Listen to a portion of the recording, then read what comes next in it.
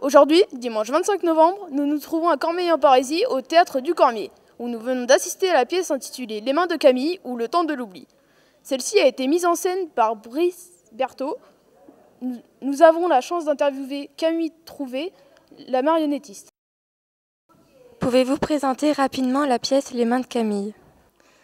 Alors, ce spectacle Les mains de Camille, il est né de l'envie de raconter l'histoire de Camille Claudel, qui est une femme artiste sculpteur de la fin du 19e, début 20e, et qui a une trajectoire de vie assez particulière parce qu'elle elle est entourée d'hommes célèbres, puisqu'elle est la sœur de Paul Claudel, elle est l'amante, enfin d'abord l'élève, puis l'amante de Rodin, qui est le grand sculpteur de l'époque.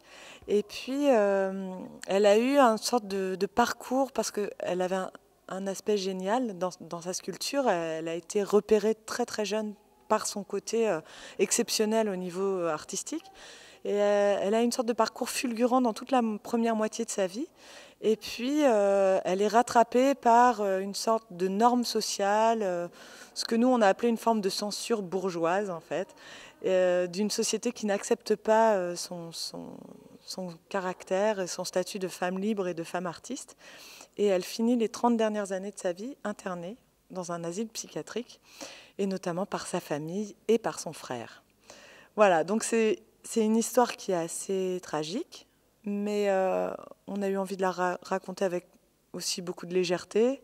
Il y a toutes sortes de personnages, les critiques, les causeuses, qui entourent ce personnage de Camille Claudel et qui forment la société un peu civile de la fin du 19e et début 20e.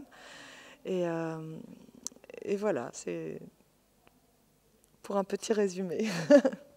Pourquoi avez-vous choisi de parler de la vie de Camille Claudel ? En quoi est-elle symbolique ? Alors, ça c'est une grande question.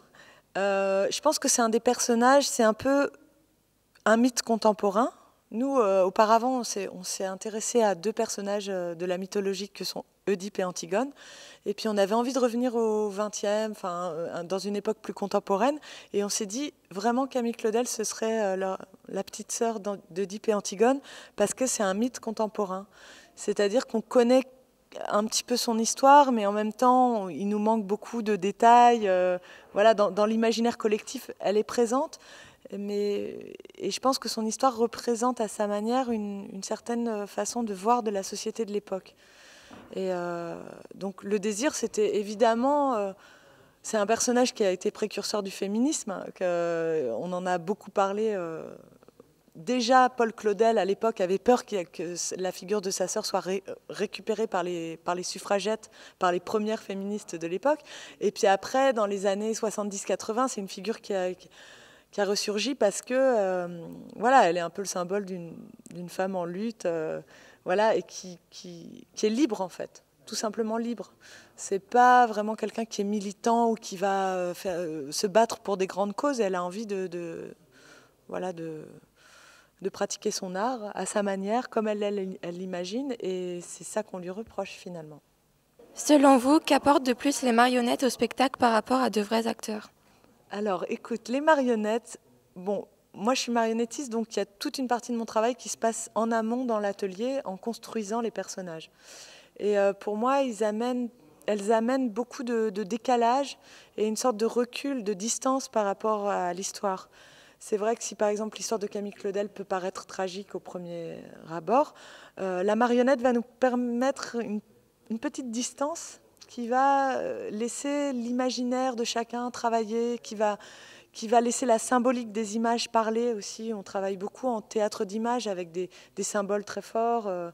Voilà, il y a des fils tout autour de nous, il y a du papier partout sur scène, il y a un ciel tourmenté qui peut nous faire penser un peu à la folie. Enfin, donc, pour moi, tous ces éléments sont des marionnettes aussi, au-delà des personnages. Et ça donne un théâtre d'images avec des symboles qui peuvent raconter l'histoire. Quelles difficultés particulières avez-vous rencontrées pour la mise en scène de ce spectacle ? Une énorme difficulté technique. Non, énorme. C'est-à-dire qu'on a justement, on a mis en œuvre beaucoup d'éléments. Et ça a été à un moment un travail que de se libérer de la technique pour que vous ne perceviez pas toute la mise en œuvre. Par exemple, ce vélum, vous voyez ce dont je parle, la grande voile là, qui est au-dessus du public. Et donc l'inspiration, c'est les vélums qu'on met dans les ateliers pour se protéger de la lumière, parce que les artistes, parfois, ils aiment avoir de la lumière zénitale et parfois, ils n'aiment pas. Donc ils ont ce vélum qu'ils peuvent enlever ou remettre. Et nous, on l'a transformé en une chose à la fois légère, parfois dans le monde de l'enfance, mais menaçante aussi quand les premières difficultés arrivent. Donc voilà, par exemple, ce vélum, ça a été un enjeu technique à résoudre.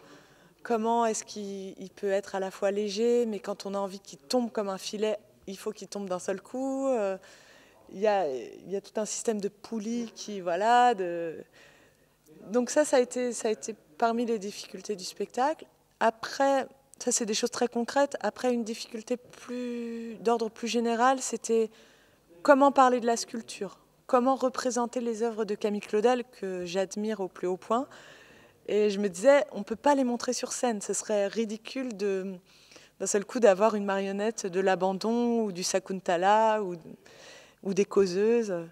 Donc en fait, on a cherché à inverser le propos entre marionnettiste enfin, vous avez remarqué, enfin, inverser la sculpture et le sculpteur. Et ce qui fait que Camille Claudel passe son temps à sculpter sa marionnettiste. Donc elle me prend le visage, elle me prend le pied. Et puis en fait, on est parti du principe que les sculptures de Camille Claudel sont vivantes. Donc à chaque fois qu'on les représente, c'est un corps humain en vie, une des actrices ou une des marionnettistes qui donne son corps pour représenter la sculpture. Par exemple, sur la scène du dos, en fait, avec Rodin et Camille, voilà, c'est un dos humain, vivant. Pourquoi avez-vous donné une place si importante à la musique dans le spectacle ? Alors, ça, c'est quelque chose qui traverse la compagnie. Depuis la première création, la musique est sur scène, vivante. Donc, je dirais que c'est presque une affirmation identitaire de la compagnie, d'avoir des musiciens sur scène. Et puis, au-delà de ça, c'est vraiment quelque chose qui apporte beaucoup d'émotion, qui apporte un rythme au spectacle. Et on aime bien cette confrontation des arts, en fait. Dans nos spectacles, il y a souvent confrontation entre art plastique, théâtre, musique, marionnette, pour donner une chose comme ça qui traverse, qui est une sorte de transversalité. Ouais. Et les musiciennes, elles sont intégrées au spectacle, elles prennent des rôles, elles vivent sur le plateau, c'est pas juste des accompagnatrices. Donc ça, c'est vraiment une marque de fabrique aussi. Aujourd'hui, il s'agissait d'une première représentation de cette pièce originale. Quel sentiment ressent-on quand on joue pour la première fois un spectacle ? C'est un sentiment extrêmement paradoxal. Les premières, c'est toujours un baptême du feu. On a l'impression qu'on traverse... Enfin, moi, je disais, parfois, j'aimerais que le théâtre s'écroule plutôt que de jouer la première.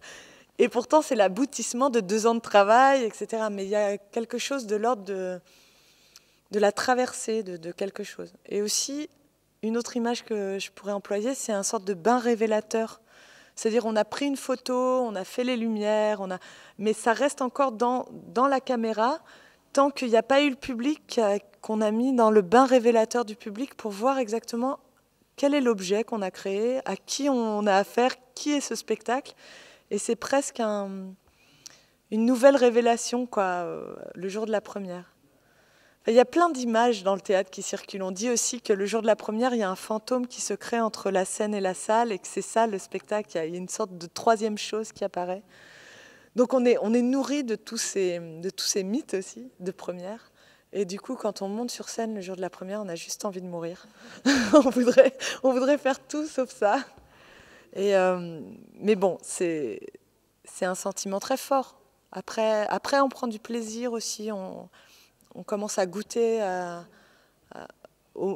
tous les moments du spectacle, à mieux le connaître. Mais la première, c'est un peu un choc. Quel message avez-vous voulu transmettre ?